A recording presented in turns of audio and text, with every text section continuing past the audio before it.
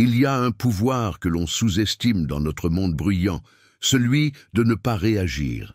Chaque jour, les femmes sont confrontées à des provocations subtiles, des remarques déplacées, des jugements silencieux ou des pressions sociales déguisées en conseils. Le réflexe naturel est de répondre, de se défendre, de justifier.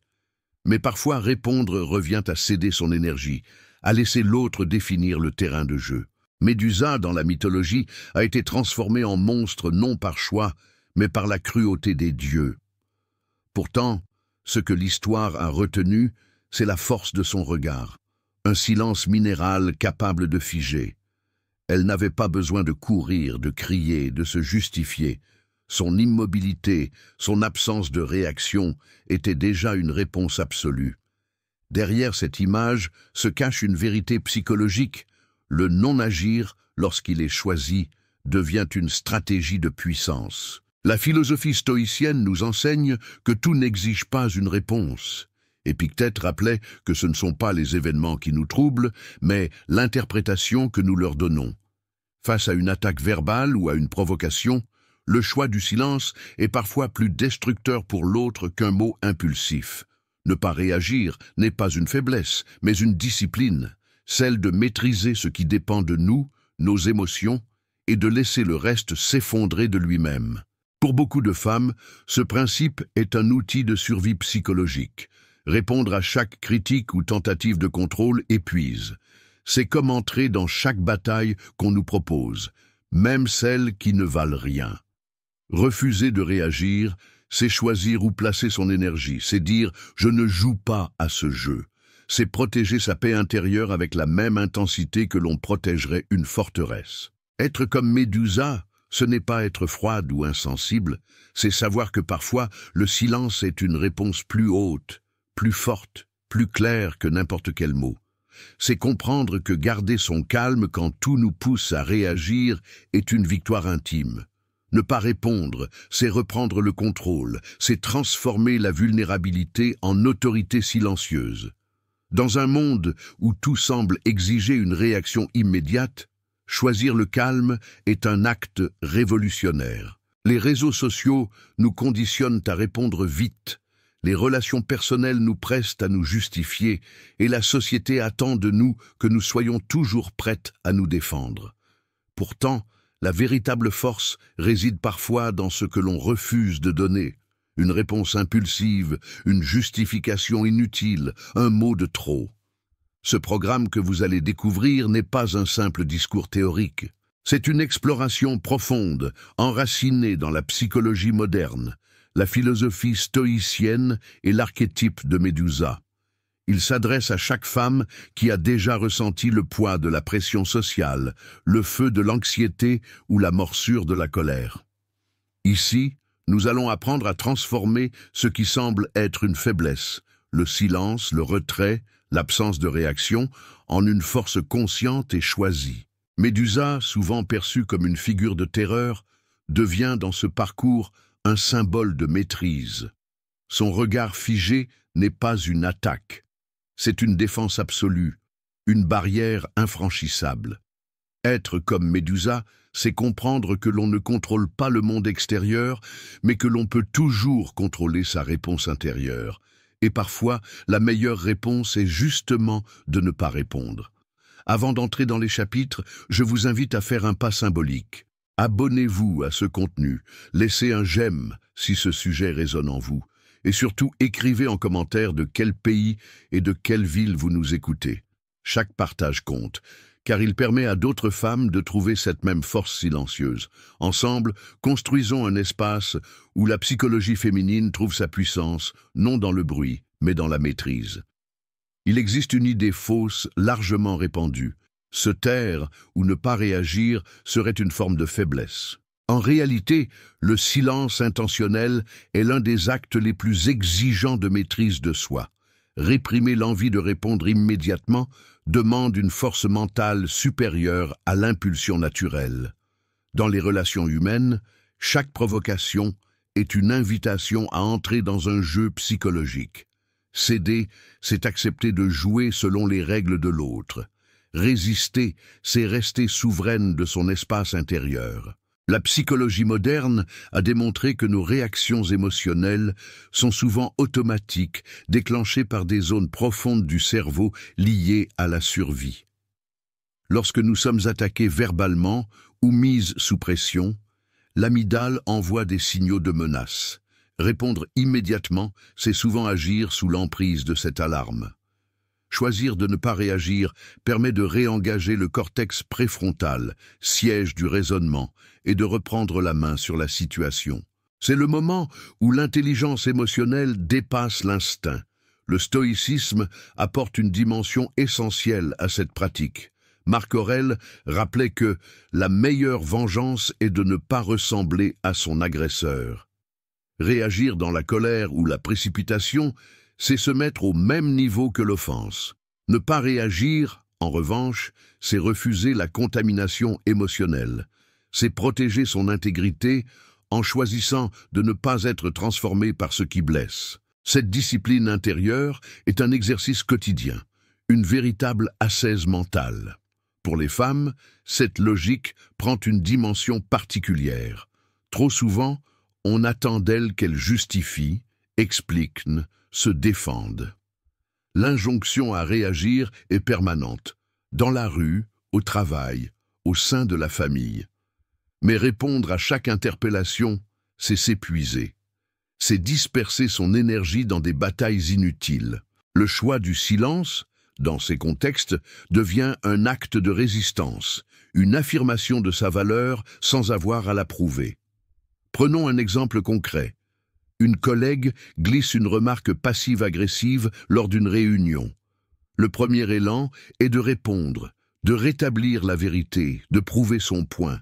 Pourtant, en ne réagissant pas, on place un miroir devant l'autre. La remarque tombe dans le vide, exposant sa petitesse. La salle en prend note sans qu'aucune énergie ne soit dépensée en justification. Le silence, dans ce cas, agit comme une lame invisible. Il coupe le jeu de pouvoir à sa racine. La psychologie cognitive parle de rupture de script. Lorsque quelqu'un nous provoque, il attend une réaction spécifique. Briser cette attente désarme. C'est comme dans une partie d'échecs. Si l'adversaire attend un coup précis et que vous refusez de jouer, la partie devient caduque. Ne pas réagir, c'est parfois refuser la partie tout entière. C'est rappeler que nous ne sommes pas obligés de danser chaque fois qu'on joue une musique devant nous. Bien entendu, il existe une nuance importante. Ne pas réagir ne signifie pas subir en silence des violences ou accepter l'inacceptable. Il s'agit de discernement. Le silence choisi n'est pas la passivité, c'est une stratégie. Il faut distinguer l'indifférence volontaire, qui est une arme, de l'impuissance imposée, qui est une prison. La frontière est fine, mais elle se trouve dans l'intention. Quand vous choisissez de ne pas réagir, vous exercez votre pouvoir. Quand vous êtes réduite au silence par peur, ce pouvoir vous est volé. C'est pourquoi le travail intérieur est essentiel. Il faut cultiver la lucidité pour savoir quand parler et quand se taire. Cette lucidité s'entraîne par la réflexion quotidienne. Quel combat valent mon énergie? Quelle parole mérite ma voix? Et inversement, quelle provocation ne mérite rien de moi? Ces questions deviennent des filtres pour orienter son comportement et éviter l'épuisement. L'archétype de Médusa devient ici un modèle. Son regard pétrifiant est l'image d'une réponse absolue qui ne nécessite pas de mots. Elle n'élève pas la voix, elle ne discute pas, elle ne justifie pas. Son silence est une armure. Être comme Médusa, ce n'est pas effrayer le monde, mais incarner cette souveraineté intérieure où l'on choisit ce qui mérite notre énergie. Chaque fois qu'une provocation tombe dans le vide, c'est une victoire silencieuse. Ainsi, ne pas réagir est parfois la meilleure réponse, car c'est la seule qui conserve intacte votre énergie, votre dignité et votre autorité. Le monde extérieur cherche à vous entraîner dans ces tempêtes. Médusa vous rappelle que vous pouvez rester roche au milieu des vagues. Le silence intentionnel n'est pas une absence. C'est une présence pleine, une déclaration de force invisible. Et dans un univers qui consomme sans cesse nos voix, savoir se taire devient un acte d'affirmation radicale. Il est essentiel de comprendre que ne pas réagir n'est pas une forme d'inaction, mais une décision active. Dans notre culture, la réactivité est souvent glorifiée, répondre vite, avoir le dernier mot, défendre son territoire par la parole. Pourtant, cette rapidité cache souvent une vulnérabilité. On agit sans réfléchir, on se laisse guider par l'impulsion. Le stoïcisme nous apprend au contraire que la véritable liberté se trouve dans le délai entre le stimulus et la réponse. C'est dans cet espace, minuscule mais décisif, que se joue notre souveraineté intérieure. La psychologie moderne parle de ce temps d'arrêt comme d'un mécanisme fondamental d'autorégulation. Quand une émotion intense surgit, colère, peur, honte, la première réaction est souvent disproportionnée. Mais si l'on s'accorde une respiration, quelques secondes de recul, on reprend la main. Ne pas réagir immédiatement, c'est agrandir cet espace, c'est se donner la possibilité de choisir plutôt que de subir. Cet entraînement, répété chaque jour, devient une seconde nature. On n'est plus prisonnière de ses émotions, on en devient l'architecte. Médusa illustre parfaitement ce concept. Son pouvoir n'était pas dans le mouvement, mais dans l'immobilité. Elle incarnait cette intensité silencieuse capable d'arrêter l'élan de l'autre. Pour une femme d'aujourd'hui, ce symbole est précieux. Il rappelle que l'on n'a pas besoin d'entrer dans chaque bataille. La dignité se trouve parfois dans l'absence d'action apparente, qui en réalité est un choix stratégique, mûrement réfléchi. Être comme Médusa, c'est s'entraîner à voir la provocation sans céder à l'élan de répondre. Prenons une situation courante. Un partenaire sentimental tente de manipuler par le conflit, espérant une explosion émotionnelle pour mieux contrôler la relation. Dans ces moments, l'absence de réaction immédiate devient une arme psychologique redoutable. Le silence empêche le scénario attendu de se produire. Cela force l'autre à faire face à ses propres contradictions plutôt que de détourner l'attention vers vous. Ne pas réagir, c'est refuser d'être la marionnette des émotions de quelqu'un d'autre. La société impose aussi une pression constante aux femmes pour qu'elles justifient leur choix. Pourquoi es-tu célibataire? Pourquoi n'as-tu pas d'enfant? Pourquoi as-tu choisi ce travail? Répondre à toutes ces questions, c'est entrer dans une boucle infinie de justifications. Ne pas réagir dans ce contexte devient un moyen de poser une limite ferme. Ma vie n'est pas un débat public. Le silence ici n'est pas un vide, mais une barrière. Il dit « Je n'ai pas à me défendre ». Et ce message, même muet, est puissant. Sur le plan psychologique, cette attitude protège de l'épuisement émotionnel. Chaque réponse donnée à une attaque ou une critique consomme de l'énergie mentale. En revanche, refuser de réagir conserve cette énergie pour ce qui compte réellement. Ses projets, ses relations saines, sa croissance personnelle. C'est un choix d'investissement. Là où d'autres gaspillent leur force dans des querelles stériles, la femme stoïcienne garde son capital émotionnel intact. Il faut néanmoins distinguer deux formes de silence, celui de la peur et celui de la maîtrise. Le silence de la peur enferme, il empêche d'agir même quand il le faudrait. Le silence de la maîtrise, lui, libère. Il ne nie pas l'émotion mais la canalise. Il ne fuit pas le conflit mais choisit le terrain. Médusa ne fuyait pas. Elle faisait face sans céder. C'est ce modèle qu'il faut cultiver, une fermeté tranquille, une immobilité qui n'est pas soumission, mais autorité. Une pratique simple consiste à introduire ce que les psychologues appellent la pause consciente. Quand vous ressentez le besoin urgent de répondre, forcez-vous à attendre 3 respirations profondes. Pendant ce temps, observez votre émotion comme un phénomène extérieur. Dites-vous, voici la colère, voici la peur, sans vous identifier totalement à elle. Ce détachement momentané permet souvent de voir que la réaction immédiate ne ferait qu'aggraver la situation. La pause devient alors un rempart invisible.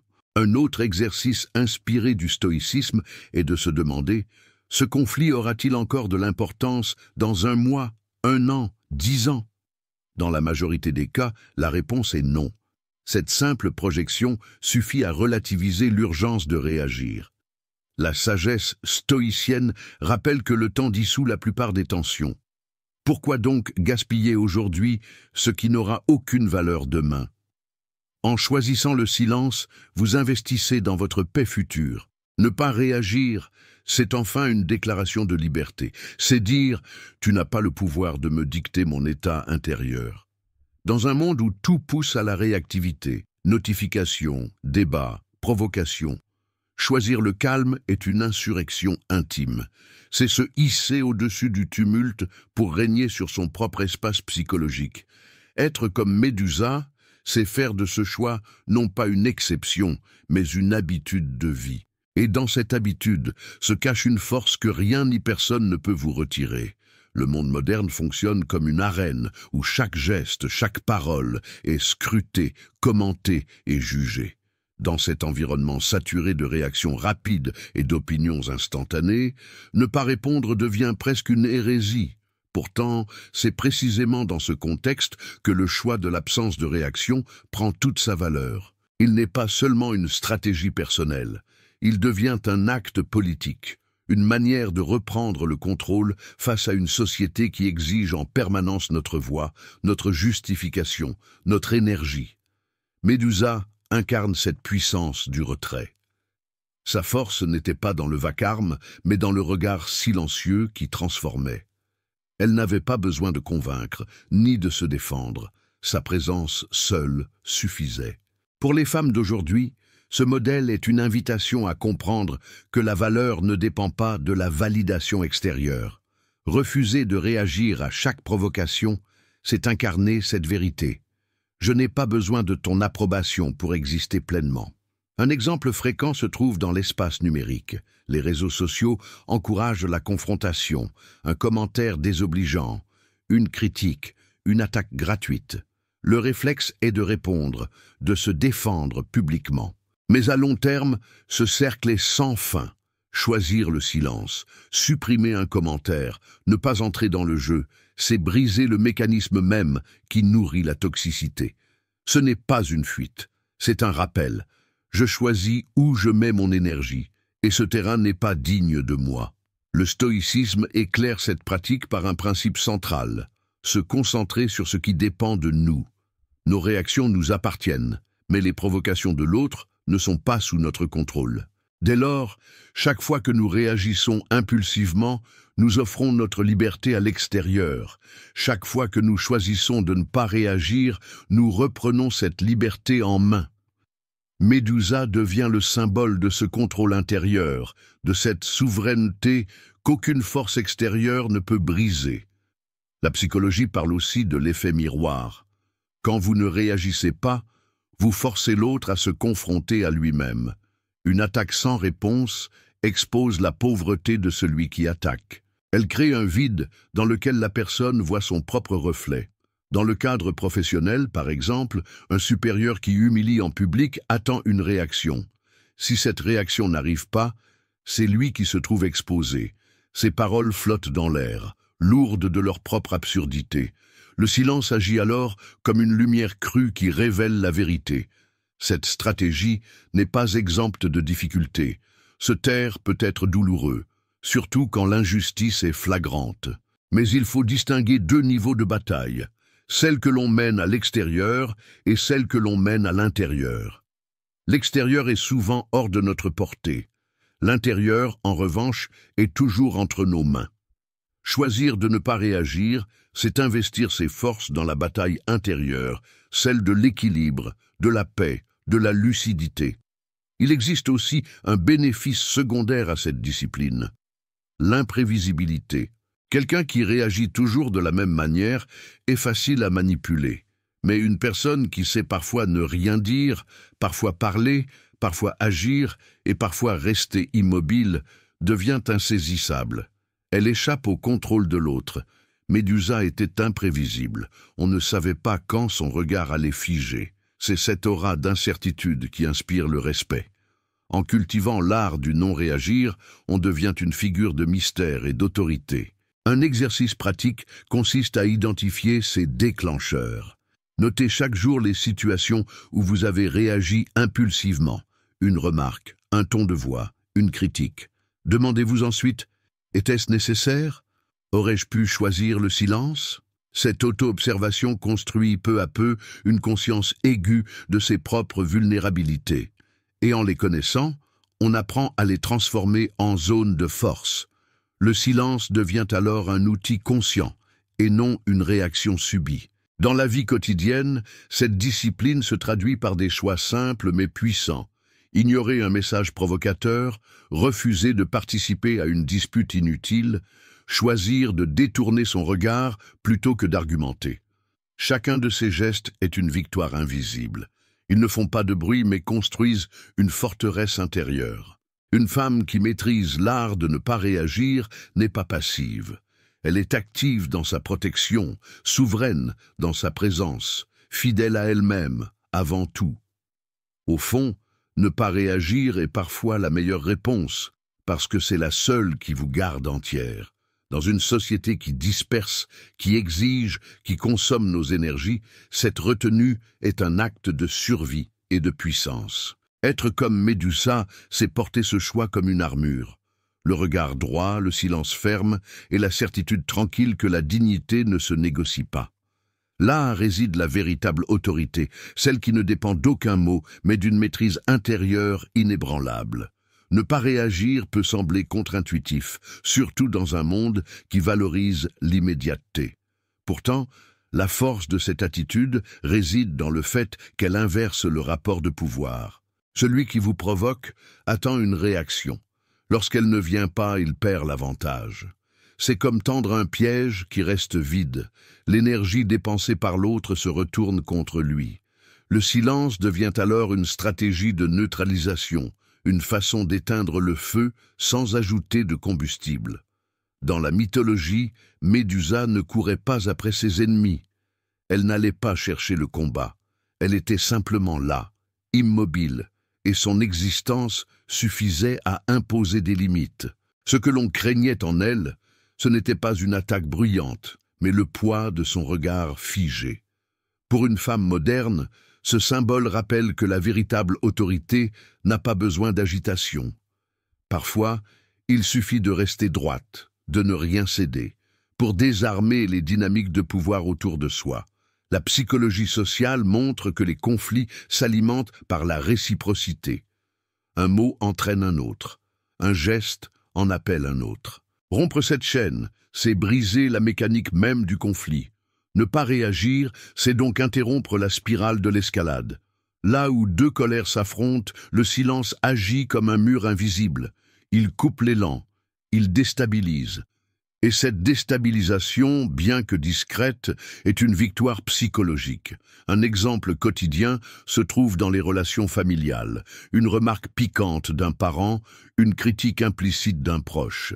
Le réflexe est de se défendre, d'expliquer, parfois de s'énerver. Mais en choisissant de ne pas réagir, vous refusez d'alimenter le scénario répété depuis des années. Vous sortez du rôle attendu, vous brisez le cycle. Et dans ce refus, vous gagnez non seulement en sérénité, mais aussi en liberté vis-à-vis des schémas familiaux qui pèsent.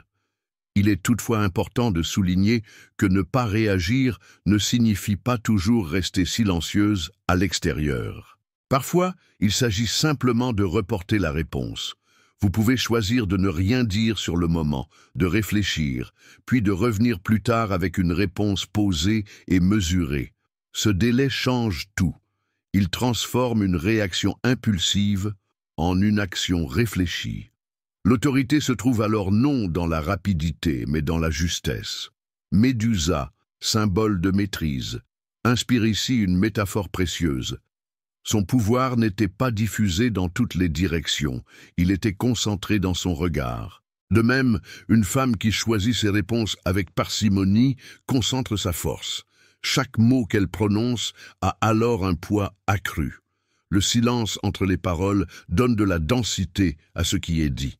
Ne pas réagir immédiatement, c'est aussi donner plus de valeur à la parole lorsqu'elle est finalement exprimée. La pratique stoïcienne de la premeditatio malorum peut être utile dans ce contexte. Elle consiste à anticiper les difficultés possibles de la journée, critiques, injustices, frustrations. En se préparant mentalement à ces éventualités, on réduit leur pouvoir de surprise. Ainsi, lorsque la provocation survient, elle n'entraîne pas de réaction instinctive. On l'accueille avec calme, comme un événement prévu, déjà intégré.